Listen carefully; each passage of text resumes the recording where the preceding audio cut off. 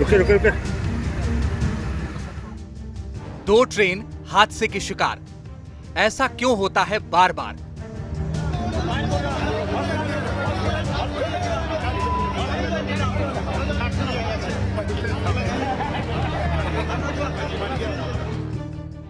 सोमवार की सुबह, समय 8:55।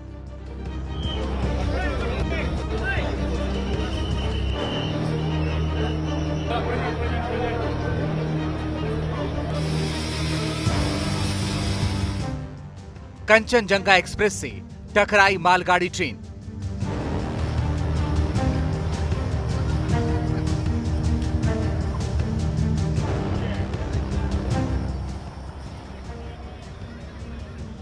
सोलह जून को सुबह 8:15 पर अगरतला से रवाना हुई कंचनजंगा एक्सप्रेस ट्रेन संख्या 13174 को 17 जून की शाम 7:20 पर सियालदा पहुंचना था। लेकिन तकनीकी खामी कहें या रेलवे के सिस्टम में एरर, ये ट्रेन हादसे का शिकार हो गई।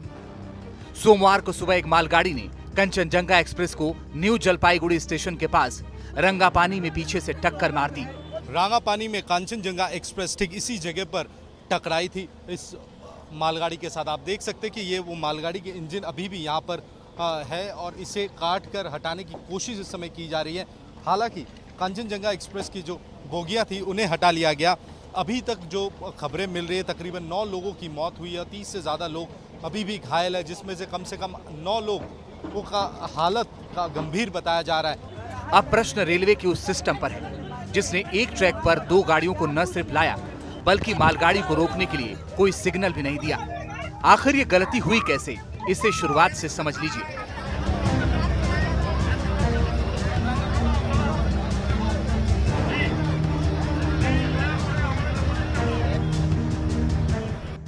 कंचनजंगा एक्सप्रेस ट्रेन को न्यू जलपाईगुड़ी स्टेशन के पास रेड सिग्नल दिया गया। यात्रियों से भरी कंचनजंगा ट्रेन रोहिधासा के पास खड़ी करवा दी गई। ट्रेन के लोको पायलट सिग्नल ग्रीन होने का इंतजार कर रहे थे, लेकिन इसी ट्रैक पर पीछे से एक मालगाड़ी आती है और कंचनजंगा को टक्कर मार देती है।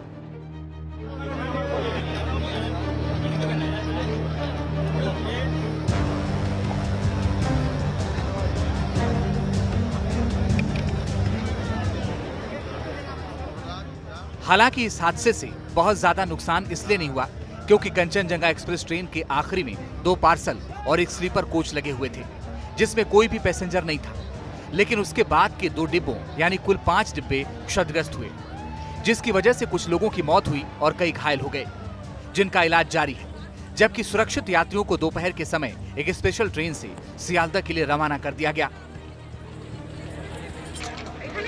বিপর্যয় মোকাবিলার টিম রয়েছে, এখনো পর্যন্ত একটি বগিকে নামানোর কাজ চলছে এবং সেই চিত্র এখান থেকে লাইভে সরাসরি ধরা যাচ্ছে না দেখে लिए हमने सबसे पहले तो ये अरेंजमेंट किया है कि सबसे पहले तो लोग रेस्क्यू हो जाएं, जो भी लोग उसमें फंसे हुए हैं उस हादसे में, जिनको मेडिकल हेल्प की आवश्यकता है, उनको सबसे पहले मेडिकल हेल्प मिल जाए। वो कार्य पूरा हो गया है। उसके बाद अब जो बची हुई ट्रेन है, बाकी जो ठीक ठाक हालत में ट्रेन है, उसको अभी हम लोग निकाल रहे हैं आगे डीजल लगा के और उसको अपने गंतव्य तक पहुंचा देंगे। यानी सब एक आम ट्रेन एक्सीडेंट की तरह ही हुआ। लेकिन प्रश्न अब भी यही है कि एक्सीडेंट हुआ क्यों, और क्यों बेहतर इलेक्ट्रॉनिक एंड कंप्यूटराइजिंग सिस्टम से लैस होने के बावजूद इस तरह के हादसे होते हैं। इस प्रश्न का जवाब आगे जानेंगे, लेकिन पहले इसके बारे में रेलवे को आशंका क्या है, इसे समझ लीजिए। आशंका यह है कि भारी बारिश की वजह से विजिबिलिटी कम हो गई थी और बारिश के कारण ही मालगाड़ी का पायलट सिग्नल नहीं देख पाया, जिसके बाद मालगाड़ी अपनी निर्धारित गति से चलते हुए कंचनजंगा एक्सप्रेस से टकरा गई। आशंका का ये बिंदु मानने में कोई हर्ज नहीं है कि विजिबिलिटी कम होने की वजह से सिग्नल देखने में दिक्कत का सामना करना पड़ सकता है। लेकिन प्रश्न फिर भी बरकरार है, क्या रेलवे सिस्टम सिर्फ सिग्नल के ही भरोसे चलता है? अगर ऐसा है तो इसका मतलब है कि रेल यात्रा करने वाले अपनी जान जोखिम में डालकर चलते हैं और यह हादसा सामान्य है। ये जो घटना घटी, हम लोग बस जितना खबर है वो है, एक कंटेनर ट्रेन वो जा रही थी और वो पीछे से कंचनजंगा एक्सप्रेस को धक्का मारा। कंचनजंगा का जब पार्सल वैन था SLR, उसी में मेनली इंजरी हुआ और पार्सल वैन कैप्साइज हुआ। पार्सल वैन में कोई पैसेंजर नहीं रहता है, इसीलिए कैजुअलिटी और पैसेंजर का मौत का कोई माने दुश्चिंता होने का कोई कारण नहीं है, कोई चिंता का कारण नहीं है, क्योंकि पैसेंजर्स उसमें ट्रैवल नहीं करता है जिस कोच डिरेलमेंट हुआ है। हालांकि हादसे पर किसी का वश नहीं है, लेकिन क्या भारत का रेलवे अत्याधुनिक तकनीक और सुविधा देने का दावा कर रहा है? क्या वो खोखली है? अगर electronic system based railway system में एक ही ट्रैक पर 2 ट्रेन आ रही हैं, तो फिर रेलवे जिम्मेदारी से पल्ला कैसे झाड़ सकता है? प्रश्न कई हैं, लेकिन प्रश्नों का उत्तर किसी के पास नहीं है। इसलिए कुछ तकनीकी आधार हम आपको बताते हैं, ताकि भारत में होने वाले रेल हादसों की स्थिति आप समझ सकें। भारत में अक्सर एक ट्रैक पर 2 ट्रेन की टक्कर की वजह सिग्नल फॉल्ट बताया जाता है। इसके अलावा दूसरी वजह इलेक्ट्रॉनिक इंटरलॉकिंग चेंज में फॉल्ट को माना जाता है।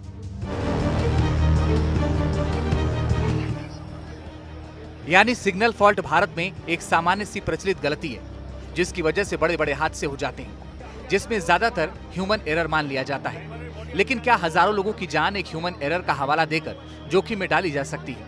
जाहिर है नहीं, लेकिन ऐसा होता है। हालांकि जानबूझकर कोई हादसा नहीं किया जाता, लेकिन इस खामी को दुरुस्त करने की जरूरत सबसे ज्यादा है, ताकि हादसे का जिम्मेदार सिग्नल फॉल्ट न बने।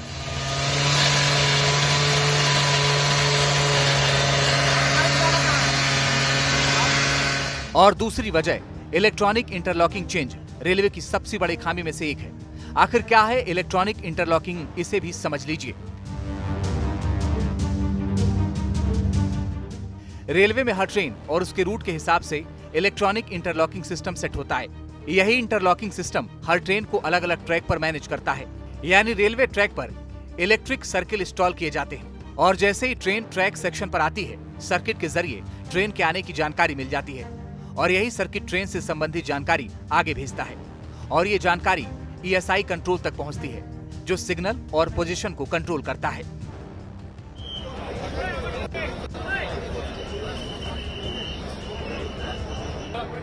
अब अगर दार्जिलिंग ट्रेन हादसे को देखें, तो हादसे की दोनों वजहें इसमें नजर आती हैं। हालांकि असल वजह क्या है, इस पर अभी पुख्ता तौर पर कुछ नहीं कहा जा सकता। लेकिन प्रश्न ये है कि जब ये 2 वजह हर बार हादसे को आमंत्रण देती हैं, तो फिर रेलवे का पूरा फोकस रेल यात्रा में ट्रैक की सुरक्षा पर क्यों नहीं होता? हालांकि हादसा होने पर इस विषय पर बात भी नहीं होती, सिर्फ तात्कालिक कारण और स्थिति बता दी जाती है।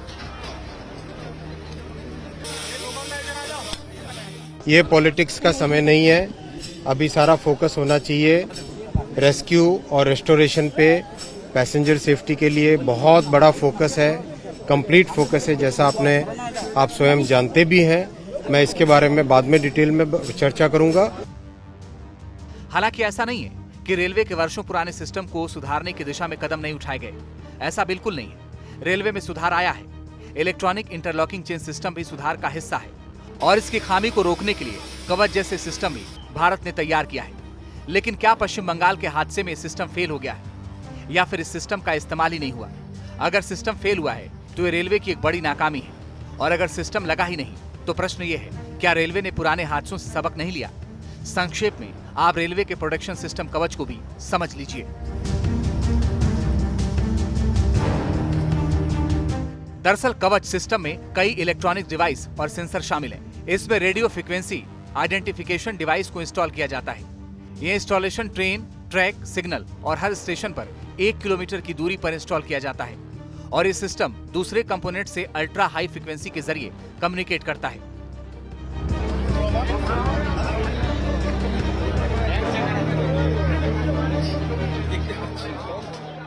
यानी लोको पायलट किसी सिग्नल को तोड़ता है तो कवच एक्टिवेट हो जाता है। इसके बाद सिस्टम लोको पायलट को अलर्ट करता है, और फिर ट्रेन के ब्रेक्स का कंट्रोल भी हासिल करता है। इसके बाद सिस्टम को जैसे ही पता चलता है ट्रैक पर कोई दूसरी ट्रेन भी आ रही है, तो वहीं वो ट्रेन को रोक देता है। यानी एक ऐसा सिस्टम है जो लगातार ट्रेन की मूवमेंट को ट्रैक करता है और सिग्नल आगे शेयर करता है।